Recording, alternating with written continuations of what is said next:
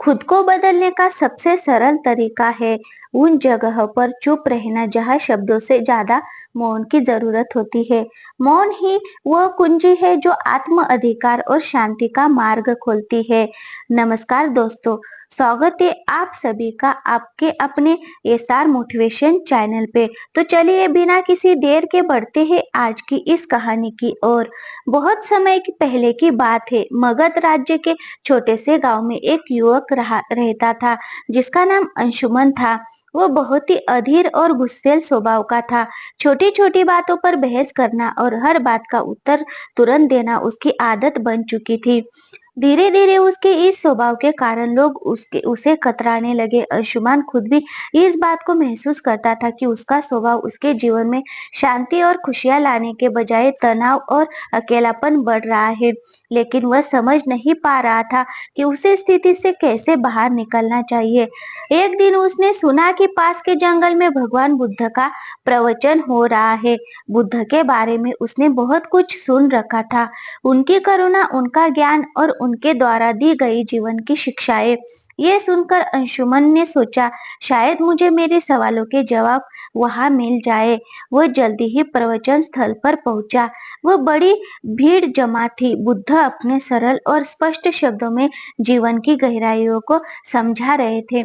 उसी समय बुद्ध ने सभा को संबोधित करते हुए कहा, यदि तुम अपने जीवन में सच्चा बदलाव लाना चाहते हो तो 10 जगह पर चुप रहना सीखो। यह सुनकर अंशुमन को कुछ आशा की किरण दिखी। प्रवचन समाप्त होने के बाद वह बुद्ध के पास गया और उनके चरणों में झुककर बोला, भगवान, आपने कहा कि बदलाव लाने के लिए 10 जगहों पर चुप रहना चाहिए। कृपया मुझे विस्तार से बताइए 10 जगह कौन सी है और मैं उन्हें अपने जीवन में कैसे अपना सकता हूँ। बुद्ध मुस्कुराए और बोले, ये जानने के लिए तुम्हें धैर्य, अनुशासन और आत्मनिरीक्षण की आवश्यकता होगी। अगर तुम इन शिक्षाओं को अपनाने के लिए तैयार हो तो मेरे साथ चलो। अंशुमन ने सहमति जताई और इस तरह उसकी यात्रा शुरू हुई। पहला स्थान, जब कोई तुम्हारी आलोचना करे। बुद्ध ने अंशुमन को पहले स्थान की शिक्षा दी। अंशुमन, जब कोई तुम्हारी आलोचना करे तो चुप रहो। आलोचना तुम्हारे लिए सीखने का अवसर है। यदि तुम गुस्से में प्रतिक्रिया दोगे तो तुम कुछ भी नहीं सीख पाओगे। लेकिन अगर तुम चुप रहकर सोचोगे तो तुम समझ सकोगे कि वह आलोचना सही है या गलत। बुद्ध ने उसे एक उदाहरण दिया। एक बार एक व्यक्ति ने मुझे अपशब्द कहे। मैंने चुप रहकर उसकी बात सुनी। जब वह थक गया तो मैंने उससे पूछा, अगर तुम किसी को उपहार दो और वह उसे ना ले तो वह उपहार किसके पास रहेगा? वह बोला, मेरे पास। मैंने कहा, तुम्हारे ये शब्द भी तुम्हारे पास ही रहेंगे क्योंकि मैंने इन्हें स्वीकार नहीं किया। अंशुमन ने इसे अपने जीवन में अपनाने का निर्णय लिया। शुरुआत में यह कठिन था, लेकिन धीरे धीरे उसने महसूस किया कि आलोचना सुनने के बाद चुप रहने से वह आत्मनिरीक्षण कर पाता है। दूसरा स्थान, जब कोई तुमसे बहस करे। कुछ दिन बाद बुद्ध ने अंशुमन को दूसरे स्थान पर चुप रहने का महत्व समझाया। जब कोई तुमसे बहस करे तो चुप रहो। बहस में सच नहीं बल्कि अहंकार की जीत होती है। यदि तुम चुप रहोगे तो तुम स्थिति को बेहतर समझ सकोगे और सही निर्णय ले सकोगे। बुद्ध ने एक किसान की कहानी सुनाई। दो किसान अपनी जमीन के छोटे से टुकड़े को लेकर झगड़ रहे थे। दोनों का मानना था कि वह जमीन उनकी है। जब मैंने उनसे पूछा कि क्या उन्होंने जमीन अपने साथ लाई थी जब वो जन्मे थे या क्या वो इसे अपने साथ ले जाएंगे जब वो मरेंगे, तो वो चुप हो गए। इस शिक्षा ने अंशुमन को सिखाया कि बहस में पड़ने से बेहतर है चुप रहकर समाधान की ओर बढ़ा जाए। तीसरा स्थान, जब कोई गुस्से में हो। बुद्ध ने अंशुमन से कहा, गुस्सा आग की तरह है। यदि तुम इसमें घी डालोगे तो ये और भड़क जाएगा। इसीलिए जब कोई गुस्से में हो तो चुप रहो, उसकी गुस्से की ऊर्जा खत्म हो जाएगी। इसके लिए उन्होंने एक कहानी सुनाई है। एक राजा ने अपने मंत्री को गुस्से में फांसी की सजा सुनाई। मंत्री ने कुछ नहीं कहा। अगले दिन राजा को पछतावा हुआ और उसने मंत्री को माफ कर दिया। अगर मंत्री उस समय राजा से बहस करता तो शायद उसकी जान चली जाती। अंशुमन ने इसे भी अपने जीवन में अपनाया। चौथा स्थान, जब तुम दुखी हो। एक दिन अंशुमन को किसी बात पर गहरा दुख हुआ। उसने बुद्ध से कहा, भगवान, मैं इस पीड़ा को सहन नहीं कर पा रहा। बुद्ध ने कहा, जब तुम दुखी हो तो चुप रहो। दुख तुम्हारे भीतर के बदलाव का द्वार हो सकता है। चुप्पी में तुम्हें अपने प्रश्नों के उत्तर मिल सकते हैं। बुद्ध ने उसे ये भी बताया कि दुख तुम्हें मजबूत बनाता है। तुम उसे समझने की कोशिश करो। पांचवा स्थान, जब कोई तुम्हें हुए। बुद्ध ने अंशुमान से कहा, जब कोई तुम्हें जानबूझकर उकसा तो चुप रहना ही सबसे बड़ा उत्तर है। ये तुम्हारी शक्ति और धैर्य को दर्शाता है। उन्होंने एक साधु की कहानी सुनाई। एक बार एक साधु को गांव के लोग परेशान करते थे, लेकिन वह साधु हमेशा शांत रहता था। धीरे धीरे गांव वालों ने उसे तंग करना छोड़ दिया। उनकी चुप्पी ने उन्हें बदल दिया। छठवां स्थान, जब तुम्हें दूसरों की मदद ना करनी हो। बुद्ध ने समझाया, हर जगह मदद करने की जरूरत नहीं होती। जब कोई तुम्हारी राय ना मांगे तो चुप रहना बेहतर है। ये शिक्षा अंशुमन के लिए बहुत उपयोगी साबित हुई। सातवां स्थान, जब तुम्हें अपने ज्ञान पर घमंड हो। बुद्ध ने कहा, ज्ञान विनम्रता का आभूषण है। यदि तुम अपने ज्ञान का प्रदर्शन करोगे तो वो खोखला हो जाएगा। आठवां स्थान, जब कोई सत्य सुनने को तैयार ना हो। बुद्ध ने अंशुमन से कहा, सत्य का मूल्य तब तक नहीं होता जब तक उसे स्वीकार करने वाला तैयार ना हो। ऐसे में तुम्हारे शब्द व्यर्थ होंगे और तुम केवल अपना समय और ऊर्जा खो दोगे। फिर उन्होंने विस्तार से बताया, जब तुम किसी को सत्य बताने की कोशिश करोगे तो लेकिन वह अपने भ्रम या अहंकार में डूबा होगा तो तुम्हारे शब्द उसे असहज कर देंगे। ऐसे समय में चुप रहना ही सबसे बड़ा उपाय है। सत्य का बीज तभी फलेगा। बुद्ध ने अंशुमन को एक कहानी सुनाई। एक राजा के दरबार में एक साधु आया और कहा, राजन, तुम्हारे निर्णय गलत है। राजा को ये सुनकर गुस्सा आ गया और उसने साधु को दरबार से बाहर फेंकने का आदेश दिया। साधु ने जाते जाते कहा, सत्य कहने का समय अभी नहीं आया। जब तुम्हारा मन इसे समझने के लिए तैयार होगा तब मैं लौटूंगा। वर्षों बाद राजा ने अपनी गलतियों की सीख ली और साधु को फिर से बुलाया। इस बार राजा ने न केवल साधु की बात सुनी बल्कि उसे अपने जीवन का मार्गदर्शक भी बनाया। बुद्ध ने अंशुमन को समझाया, सत्य का प्रभाव तभी होता है जब सुनने वाला उसे ग्रहण करने के लिए तैयार हो। नौवां स्थान, जब परिस्थितियां तुम्हारे नियंत्रण में ना हो। बुद्ध ने कहा, जीवन में कई बार ऐसी स्थितियां आती है जिन्हें तुम बदल नहीं सकते। उन पर क्रोधित या व्याकुल होकर तुम केवल अपनी शांति खो दोगे। ऐसे समय में चुप रहना ही सबसे बुद्धिमानी है। उन्होंने समझाया, चुप रहना कोई कमजोरी नहीं बल्कि धैर्य और संतुलन का प्रतीक है। जब परिस्थिति तुम्हारे बस में नहीं हो तो उसे स्वीकार करो और शांत रहो। यही मानसिक शक्ति का आधार है। बुद्ध ने एक घटना का जिक्र किया। एक बार एक किसान ने बुद्ध से पूछा, मेरा खेत सूखा पड़ा है, बारिश नहीं हो रही है, मैं क्या करूं? बुद्ध ने कर दिया, तुम बारिश नहीं बदल सकते लेकिन तुम अपनी मेहनत को दिशा दे सकते हो। चुप रहो और अपने खेत के लिए वैकल्पिक उपाय खोजो। शांति से सोचो और समाधान खुद आ जाएगा। किसान ने यही किया और जल्द ही उसकी समस्या हल हो गई। बुद्ध ने कहा, जब परिस्थितियां तुम्हारे नियंत्रण में ना हो तो चुप रहकर धैर्य और समाधान की दिशा में काम करना ही तुम्हारी सबसे बड़ी ताकत है। 10वां स्थान, जब तुम्हारा दिल भर जाए। बुद्ध ने अंशुमान से कहा, जब तुम्हारा हृदय कृतज्ञता, प्रेम और शांति से भर जाए तो इसे शब्दों की आवश्यकता नहीं होती। ऐसी स्थिति में चुप्पी स्वयं एक भाषा बन जाती है।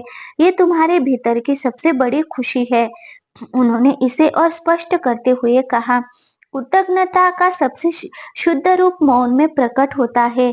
जब तुम अपने जीवन में आनंदित महसूस करो तो इसे बाहरी अभिव्यक्ति की आवश्यकता नहीं होती। ये चुप्पी तुम्हारी आत्मा की खुशी का प्रतीक होती है।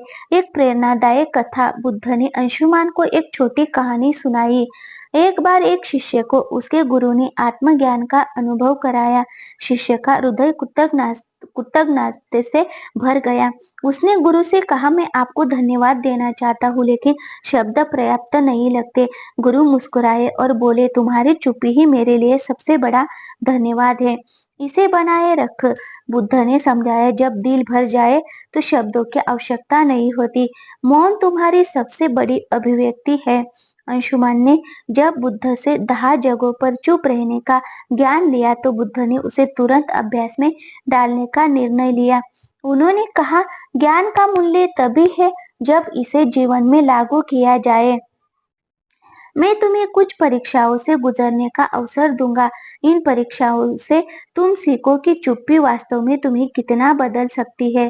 अंशुमन ने सहमति दी और बुद्ध के मार्गदर्शन में अपने जीवन के इस नए अध्याय की शुरुआत की।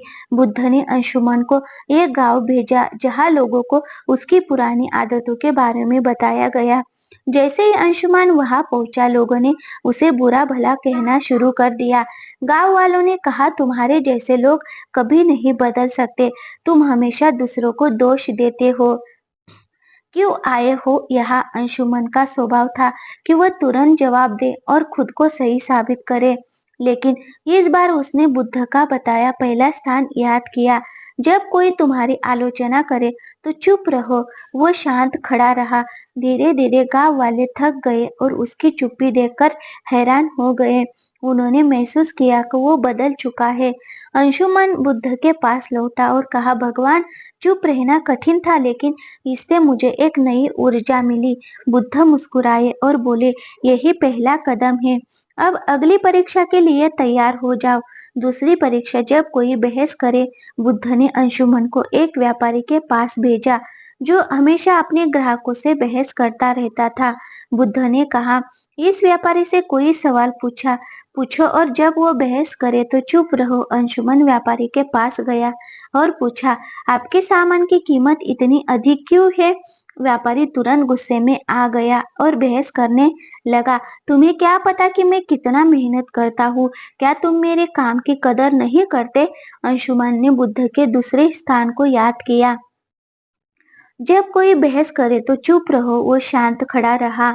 उसकी चुप्पी ने व्यापारी को सोचने पर मजबूर कर दिया। उसने महसूस किया कि बहस का कोई अर्थ नहीं है।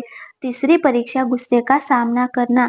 अब बुद्ध ने अंशुमान को ऐसे व्यक्ति के पास भेजा जो अपने गुस्से के लिए कुख्यात था। अंशुमन को उसके पास जाकर मदद मांगने को कहा। उस व्यक्ति ने गुस्से में कहा, तुम्हें मुझसे मदद चाहिए? तुम्हारी हिम्मत कैसे हुई? अंशुमान ने पहले की तरह जवाब देने के बजाय चुप रहने का निर्णय लिया। धीरे धीरे उस व्यक्ति का गुस्सा शांत हो गया। उसने कहा, तुमने मुझे जवाब क्यों नहीं दिया? क्या तुम डरे हुए हो? अंशुमन ने कहा, मैं आपके गुस्से को नहीं बढ़ाना चाहता था। उस व्यक्ति ने महसूस किया कि चुप्पी में शक्ति है। चौथी परीक्षा। दुख का सामना करना। अगली परीक्षा में बुद्ध ने अंशुमन को एक विधवा स्त्री के पास भेजा जिसका इकलौता बेटा हाल ही में मृत्यु को प्राप्त हुआ था। वह स्त्री अपनी पीड़ा में किसी से बात नहीं करती थी। बुद्ध ने कहा, उसके पास जाओ और बिना कुछ कहे उसकी मदद करो। अंशुमन उसके पास गया और बस उसके पास बैठा रहा। उसने कुछ नहीं कहा, लेकिन उसकी मौन उपस्थिति ने स्त्री को सांत्वना दी। उसने पहली बार किसी से अपनी कहानी साझा की और अपने दुख से उभरने का प्रयास किया। बुद्ध ने कहा, दुख में चुप्पी कई बार शब्दों से अधिक प्रभावी होती है। पांचवी परीक्षा। उकसावे का सामना करना। बुद्ध ने अंशुमान को एक ऐसे समूह के पास भेजा जो उसे उकसाने के लिए तैयार था। उन्होंने अंशुमन को अपमानजनक बातें कही, लेकिन अंशुमन शांत रहा। उसकी चुप्पी ने उन्हें हार मानने पर मजबूर कर दिया। परीक्षाओं के बीच अंशुमन ने बुद्ध से पूछा, भगवान, चुप रहना कैसा इतना प्रभावी हो सकता है? बुद्ध ने कहा, एक बार एक राजा ने एक साधु से पूछा, जीवन में सबसे बड़ी ताकत क्या है? साधु ने राजा को एक कटोरा पानी और तेल दिया। उसने कहा, पानी और तेल को मिलाओ। मिलाने की कोशिश की, लेकिन तेल पानी में घुल नहीं पाया। साधु ने कहा, चुप्पी तेल की तरह है, इसे आपसे अलग नहीं किया जा सकता। जब तक तुम इसे संभालोगे, ये तुम्हारी सबसे बड़ी ताकत रहेगी। अंत की परीक्षा जब दिल भर जाए। अंत में बुद्धि ने अंशुमन को खुद से एक और परीक्षा लेने को कहा। उन्होंने कहा, जब तुम्हारा दिल खुशी और कृतज्ञता से भर जाए, तब चुप्पी को अपना अंशुमन ने महसूस किया कि जब वह अपनी सभी परीक्षाओं में सफल हुआ तो उसका दिल शांति और आनंद से भर गया। उसने बुद्ध के चरणों में झुककर कहा, भगवान, मैं बदल चुका हूँ। अब मैं जानता हूँ कि चुप्पी ही सच्चा ज्ञान है। यह कहानी हमें यही सिखाती है कि चुप रहना केवल बोलने से बचना नहीं है, एक आंतरिक शांति और समझ का प्रतीक है। बुद्ध की ये शिक्षा हमें अपने जीवन के हर पहलू में संतुलन और शांति लाने का मार्ग दिखाती है। जब हम बोलने की बजाय सुन और समझना सीखते हैं, तो जीवन वास्तव में बदलने लगता है। ये कहानी हमें यही सिखाती है कि चुप्पी सिर्फ शब्दों का अभाव नहीं, बल्कि आत्मा की भाषा है। चुप रहना सीखो, यही सच्चा बदलाव है। तो दोस्तों, कैसा लगा आज का वीडियो? वीडियो अच्छा लगा हो तो वीडियो को एक लाइक और चैनल को सब्सक्राइब करना बिल्कुल भी ना